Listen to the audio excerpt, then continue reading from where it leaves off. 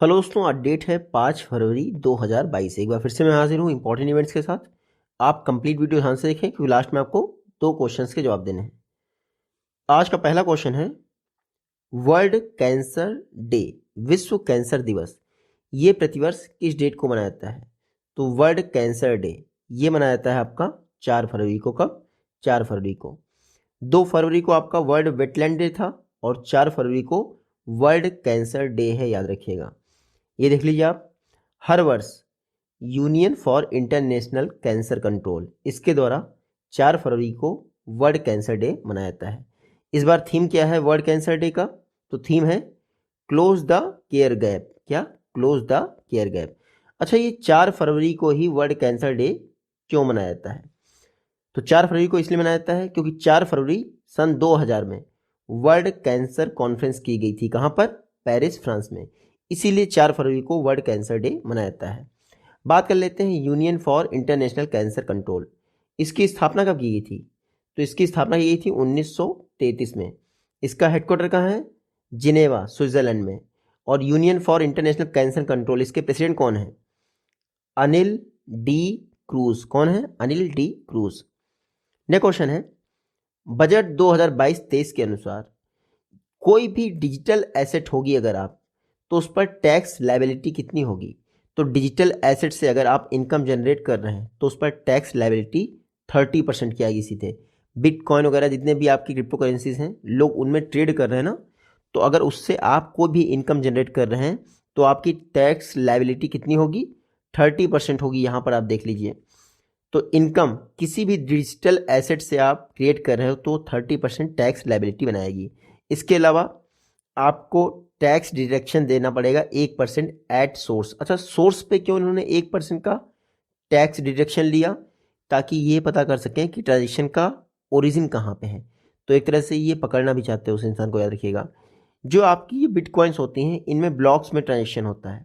Government of India ने 30% का इन पर टैक्स लगाया है, income tax. Bitcoin bitcoin bitcoin आपने 50 बार सुना होगा। कभी आपने सोचा इसको बनाया किसने? तो सन 2009 में सतोशी नाकामोटो नाम का एक पर्सन था जिसने बिटकॉइन को बनाया 2009 में। सतोशी नाकामोटो जापान के थे। अब गवर्नमेंट ऑफ इंडिया ने क्या कहा है कि कोई भी डिजिटल एसेट होगी अगर आप उससे इनकम जनरेट कर रहे हैं तो 30% टैक्स लगेगा। नेक्स्ट क्वेश्चन है, देश स्टेक ई पोर्टल हमारी फिनांस मिनिस्टर ने हाल ही के बजट में लॉन्च किया है। क्या? देश स्टेक ई पोर्टल। इसमें जो देश में ई है वो किसको रिफ्लेक्ट करता है? तो देश में जो ई है वो रिफ्लेक्ट करता है इकोसिस्टम को। किसको? इकोसिस्टम को। तो देख लेते हैं, हमारी फिनांस मिनिस्टर निर्मला सीतारमण जी द्वारा बजट 2022 की स्पीच में देश स्टेक ई पोर्टल लॉन्च किया गया है। देश मतलब digital ecosystem for skilling and livelihood. क्या है? Digital ecosystem for skilling and livelihood. तो फिनांस मिनिस्टर निर्मला सीतारमण जी द्वारा देश स्टेक ई पोर्टल लॉन्च किया गया है। पर्पज़ ये है हमारे इंडिया के जो सिटीजन्स हैं उनको स्किल प्रोवाइड करना, अप स्किल करना या फिर री स्किल प्रोवाइड करना।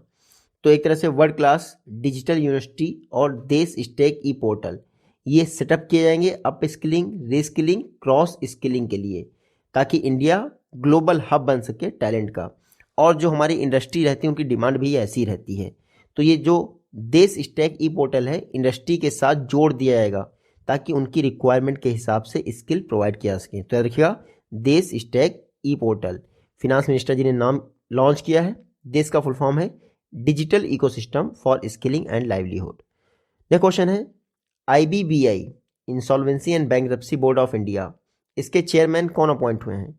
तो आईबीबीआई इसके नए चेयरमैन बन गए हैं आपके रवि मित्तल। कौन बन गए हैं? रवि मित्तल। देख लेते हैं, हाल ही में insolvency and bankruptcy board of India के नए चेयरमैन बने हैं रवि मित्तल। कौन बना है? रवि मित्तल। देख लेते हैं रवि मित्तल कौन है हमारे। तो ये हैं आपके रवि मित्तल। रवि मित्तल आईबीबीआई बैंक जो आपकी insolvency and bankruptcy board of India है, रवि मित्तल उसके चेयरमैन बने हैं। आपको बस इतना याद रखना है। बाकी बात कर लेते हैं इंसॉल्वेंसी एंड बैंक्रप्सी बोर्ड की। तो इंसॉल्वेंसी बैंक्रप्सी बोर्ड 1 अक्टूबर 2016 में इसकी स्थापना की थी। नई दिल्ली में इसका हेडक्वार्टर है। अब इसके चेयरमैन बने हैं कौन? रवि मित्तल। आपको याद ये रखना है रवि मित्तल 1986 बैच के आईएएस ऑफिसर हैं बिहार कैडेट के, और जो आईबीबीआई का चेयरमैन होता है ये 5 वर्षों के लिए अपॉइंट होता है या फिर मैक्सिमम 65 ईयर एज के लिए। एक चीज़ मिस हो गई है कि पहले कौन थे, ठीक है, तो वो मेरे ख्याल से मिस हो गया है क्योंकि यहाँ पे भी जानकारी इसकी नहीं दी है, ठीक है। रवि मित्तल जो है हाल ही में IBBI insolvency and bankruptcy board of India के क्या बने हैं, चेयरमैन बने हैं। चलिए नेक्स्ट क्वेश्चन देख लेते हैं, कल हम लोग डिस्कस कर लेंगे वापस कभी। भारत डायनेमिक्स लिमिटेड इसकी स्थापना कब की गई थी, तो भारत डायनेमिक्स लिमिटेड इसकी स्थापना की गई थी 1970 में। चर्चा में क्यों है, क्योंकि इंडियन आर्मी के लिए 122 करोड़ से इंडियन आर्मी के लिए कॉन्कर्स एंटी टैंक मिसाइल जो है भारत डायनेमिक्स लिमिटेड देने जा रहा है। कॉन्कर्स एंटी टैंक मिसाइल ये सेकेंड जनरेशन मिसाइल है, याद रखिएगा। तो 182 करोड़ का ऑर्डर मिला है किसको, भारत डायनेमिक्स लिमिटेड को, ताकि कॉन्कर्स मिसाइल जो आप देख पा रहे हैं ये मिसाइल है, पोर्टेबल मिसाइल है, इनको इंडियन आर्मी के लिए मैन्युफैक्चर करेगा भारत डायनेमिक्स लिमिटेड। इसके अलावा जो हमारा भारत डायनेमिक्स लिमिटेड है वो एमपैट-जीएम यानी man portable anti tank guided missile को मैन्युफैक्चर कर रहा है, नाग को मैन्युफैक्चर कर रहा है, मिलन 2T को भी मैन्युफैक्चर कर रहा है, और अब कॉन्कर्स एंटी टैंक मिसाइल को भी इंडियन आर्मी के लिए मैन्युफैक्चर करेगा। तो यहाँ देख लीजिए भारत डायनेमिक्स लिमिटेड 1970 में स्थापना हुई, हैदराबाद में इसका हेडक्वार्टर है। बीडीएल भारत डायनेमिक्स लिमिटेड के सीएमडी कौन है, सिद्धार्थ मिश्रा। यह क्वेश्चन है, India press freedom report attack के मामले में कौन सा स्टेट 2021 में टॉप रहा है, तो सबसे ज़्यादा अटैक हुए हैं जम्मू कश्मीर में। कहाँ पर, जम्मू कश्मीर में। ये देख लीजिए इंडिया प्रेस फ्रीडम रिपोर्ट 2021 जारी की गई है rights and risk analysis group द्वारा। तो 13 मीडिया हाउसेस और न्यूज़पेपर को इसमें जो है कवर किया गया है। देख लेते हैं हाईएस्ट नंबर ऑफ जहां जर्नलिस्ट अटैक किए गए हैं वो है जम्मू कश्मीर, 25 अटैक हुए हैं। सेकंड नंबर पे यूपी आता है, रखिएगा यूपी के बाद एमपी आता है। तो 2021 में लगभग 44 एफआईआर हुए हैं जर्नलिस्ट के अगेन, जिसमें से जो 21 एफआईआर हैं उनको आईपीसी की सेक्शन 153 के तहत रखा गया है। अच्छा, ये सेक्शन 153 क्या होता है, इलीगल और प्रोवोकेटिव सजेशन दे रहा है कोई, सेक्शन 153 भड़काने का काम कर रहा है। जैसे खान सर के ऊपर ब्लेम आ गया, सिर्फ मैं तो आज दिमाग मेरा खराब है, खान सर को सिर्फ इसीलिए टारगेट किया गया क्योंकि वो मुस्लिम थे, वरना उनके जैसा टीचर इस समय सच में इंडिया में नहीं है, सच में इंडिया में नहीं। चलिए खैर आते हैं वापस टॉपिक पे। क्रिसिल रिपोर्ट के हिसाब से फिनेंशियल ईयर 23 के तहत इंडिया की जीडीपी ग्रोथ रेट क्या रहेगी, तो इंपॉर्टेंट नहीं है लेकिन फिर भी आप देख लीजिए 7.8%। हाँ, हमारे लिए क्रिसिल इंपॉर्टेंट है लेकिन फिर भी देख लीजिए, क्रिसिल जो कि एक डोमेस्टिक रेटिंग एजेंसी है उसने कहा है कि फिनेंशियल ईयर 23 के दौरान इंडिया की जीडीपी ग्रोथ रेट 7.8% रहेगी, पहले 8.5 कहा था। क्रिसिल स्टैंडर्ड एंड पुअर्स जो है उसकी सब्सिडरी है क्रिसिल। क्रिसिल की स्थापना 1987 में हुई थी। Indian state of forest report 1987 से शुरुआत हुई थी उसकी, क्रिसिल की स्थापना तभी हुई थी। मुंबई में क्रिसिल का हेडक्वार्टर है। अमीश मेहता क्रिसिल के सीईओ हैं। नेक्स्ट क्वेश्चन है, प्रोजेक्ट 75 के तहत कितनी सबमरीन बनाई जाएंगी, तो प्रोजेक्ट 75 इसके तहत 6 सबमरीन बननी है। कितनी, 6 पनडुब्बियां बननी है प्रोजेक्ट 75 के तहत।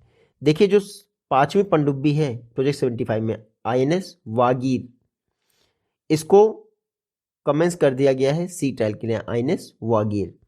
नवंबर 2020 में जो आईएनएस वागीर है इसको मांझगांव डॉक शिपबिल्डर्स लिमिटेड द्वारा हटा दिया गया था और वागीर नाम दे दिया गया था। इससे पहले आईएनएस वेला ये 4th सबमरीन थी। आउट ऑफ 6 सबमरीन जो बन रही 75 में उसमें आईएनएस वेला 4th थी, आईएनएस वागीर 5th है। आईएनएस कावरत्ती फर्स्ट थी, इन 6 में से आईएनएस कावरत्ती फर्स्ट थी, याद रखिएगा। ये स्कॉर्पियन क्लास सबमरीन है जो कि प्रोजेक्ट 75 के तहत बन रही हैं फ्रांस की मदद से। कहाँ बन रही है, मंझगांव डॉकयार्ड लिमिटेड। तो प्रोजेक्ट 75 मंझगांव डॉकयार्ड लिमिटेड का प्रोजेक्ट है, जो फ्रांस की DCNS है वो इसमें हेल्प कर रही है। टोटल 6 सबमरीन बननी है, पहली थी कावरत्ती, हाल ही में 5वीं वागीर जो है रिलीज की गई है। इसके लिए अक्टूबर 2005 में फ्रांस और इंडिया के बीच में डील हुई थी। ये है आपकी पनडुब्बी आईएनएस वागीर, हाल ही में कमेंस की गई है सी ट्रायल के लिए, 5वीं पनडुब्बी है। नेक्स्ट क्वेश्चन है, नासा ने अनाउंस किया है कि जो हमारा इंटरनेशनल स्पेस स्टेशन है लो अर्थ ऑर्बिट में, वो किस वर्ष तक ऑपरेशनल उसके बंद हो जाएंगे। तो इंटरनेशनल स्पेस स्टेशन 2031 तक उसका कार्यकाल जो है समाप्त हो जाएगा।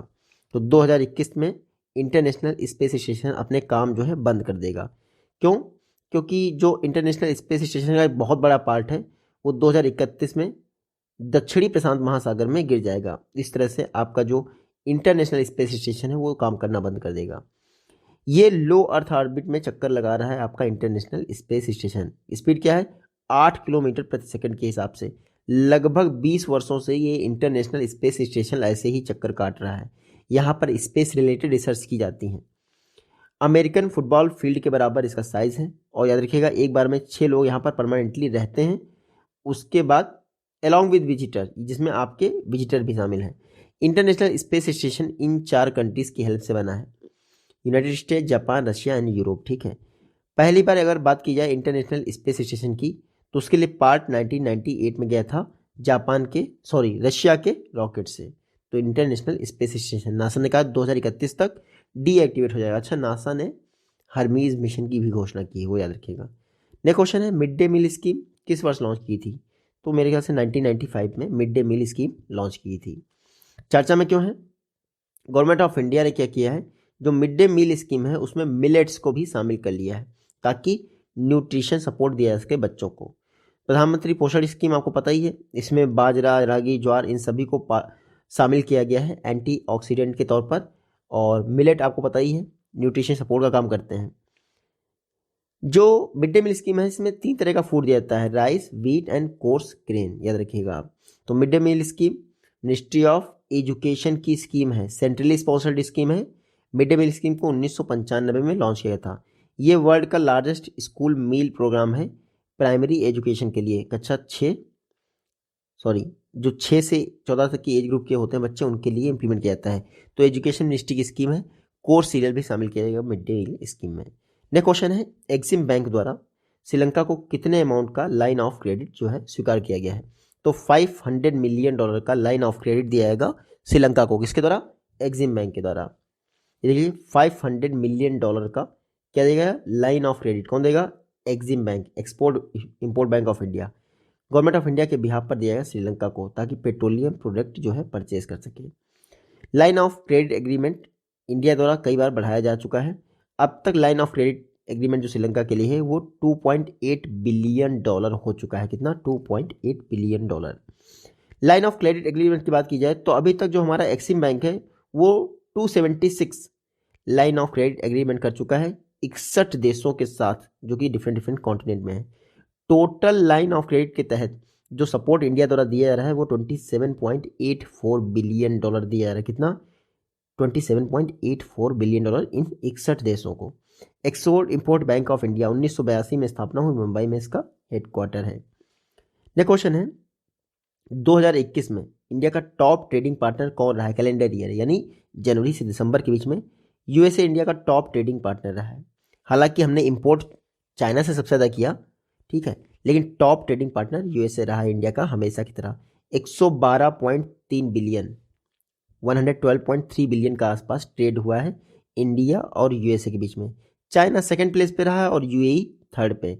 बाकी आपको जानने की जरूरत नहीं है, ठीक है। तो यूएसए इंडिया का टॉप ट्रेडिंग पार्टनर रहा है, after that China, then UAE. आपको इतना है, ये टॉप 3 कंट्री है इंडिया की ट्रेडिंग पार्टनर। 2020 में चाइना था, यूएसए को सरप्राइज कर दिया था, इसीलिए चर्चा का विषय याद रखिएगा। तो इस बार फिर से यूएसए हो गया 2021 में। नेक्स्ट क्वेश्चन है, अरावली बायोडाइवर्सिटी पार्क कहाँ स्थित है? ये मेरे ख्याल से हरियाणा में और दिल्ली में स्थित है। हरियाणा में फिलहाल स्थित है, इतना याद रखिएगा। अरावली बायोडाइवर्सिटी पार्क गुरुग्राम हरियाणा में स्थित है। इंडिया का पहला effective area based conservation measures यहाँ पर लिए जा रहे हैं। Other effective area based conservation measure, ministry of environment, forest and climate change world wetland day के मौके पर इन्होंने इन्फॉर्म किया कि जो IUCN है वो OECM का टैग देता है उन जगहों को जो कि रिच बायोडाइवर्सिटी को सपोर्ट करती हैं। तो पहली बात तो OECM, इसका फुल फॉर्म क्या है? Other effective area based conservation measures. क्या है? Other effective area based conservation measures. तो OECM टैग कौन देता है? IUCN देता है। अरावली बायोडाइवर्सिटी पार्क गुरुग्राम में है, उसको मिल सकता है। बाकी मेरे ख्याल से ये कुछ इंपॉर्टेंट नहीं। OECM याद रखिएगा, IUCN द्वारा दिया जाता है, international union for conservation of nature. IUCN की स्थापना 1948 में हुई थी, ग्लैंड स्विट्जरलैंड में इसका हेडक्वार्टर है। और OECM याद रखिएगा, other effective area based conservation measures. Aravalli biodiversity park को ये घोषित कर दिया गया है OECM। नेक्स्ट क्वेश्चन है, डेरिल मिकेल हाल ही में ICC spirit of the cricket award 2021 के लिए चुने गए हैं। डेरिल मिकेल कहाँ से बिलोंग करते हैं? न्यूजीलैंड से बिलोंग करते हैं। आप यहाँ देख लीजिए पहले इनको, ये हैं आपके Daryl Mikel. ICC spirit of the year award के लिए चुना गया है डेरिल मिकेल को। कहाँ से बिलोंग करते हैं? आपके न्यूजीलैंड से बिलोंग करते हैं, बस इतना याद रखना है। Sorry, ICC spirit of the year award 2021 दिया गया है डेरिल मिकेल को। ठीक है, ये अवार्ड सिर्फ इनको नहीं दिया गया है, कई सारे लोगों को दिया गया, लेकिन आपको ये याद रखना है ये चौथे न्यूजीलैंड के प्लेयर हैं जिनको ICC spirit of the year award दिया गया है। बाकी आप यहाँ पे पढ़ सकते हैं, आदिल रशीद को भी मिलना था, लेकिन सबसे ज़्यादा आगे निकले हमारे डेरिल मिकेल जो कि न्यूजीलैंड से हैं। बात करते हैं ICC की, इंटरनेशनल क्रिकेट काउंसिल। 1909 में इसकी स्थापना हुई लंदन में, हालांकि 2005 में इसका हेडक्वार्टर दुबई आ गया, इतना याद रखिएगा। चेयरमैन है ग्रेग बार्कले, वो भी न्यूजीलैंड से बिलोंग करते हैं, कहीं इसीलिए तो अवार्ड मिल गया। Spirit international ICC spirit of the cricket award किसको मिला है? डेरिल मिकेल को। नेक्स्ट क्वेश्चन है, हाल ही में इंडिया का मोस्ट पावरफुल सुपर कंप्यूटर परम प्रवेगा नाम से स्पष्ट है, कहाँ स्थापित किया गया है? IISc बेंगलुरु में इंडिया का सबसे तेज सुपर कंप्यूटर परम प्रवेगा स्थापित किया गया है। देख लीजिए, IISc बेंगलुरु में इंडिया का सबसे तेज सुपर कंप्यूटर परम प्रवेगा जो है स्थापित किया गया है, सेटअप कर दिया गया है। परम प्रवेगा सुपर कंप्यूटिंग कैपेसिटी है 3.3 पेटाफ्लॉप। कितनी? 3.3 पेटाफ्लॉप। परम प्रवेगा को किसने डेवलप किया है? नेशनल कंप्यूटिंग मिशन के तहत डेवलप किया गया है, डिपार्टमेंट ऑफ साइंस टेक्नोलॉजी द्वारा, ministry of electronics and information technology द्वारा। हालांकि जो आपका नेशनल कंप्यूटिंग मिशन है उसको इंप्लीमेंट कौन कर रहा है? CDAC द्वारा नेशनल कंप्यूटिंग मिशन को इंप्लीमेंट किया रहा है, उसी के तहत आपका ये परम प्रवेगा बना है। CDAC की बात करें, centre for development of advanced computing. 1988 में CDAC की स्थापना हुई, पुणे में इसका हेडक्वार्टर है। नेक्स्ट क्वेश्चन देख लेते हैं, ये है आपका परम प्रवेगा। आप देख लीजिए, ये है आपका सुपर कंप्यूटर, इंडिया का सबसे तेज सुपर कंप्यूटर। अभी तक मिहिर वगैरह थे ना, आपको पता है। ये आज की वीडियो से क्वेश्चन है, आई होप कि आप इजीली इनका जवाब दे पाएंगे। जल्दी मिलते हैं आपसे अपनी नेक्स्ट वीडियो में, तो take care, goodbye and Jai Hind.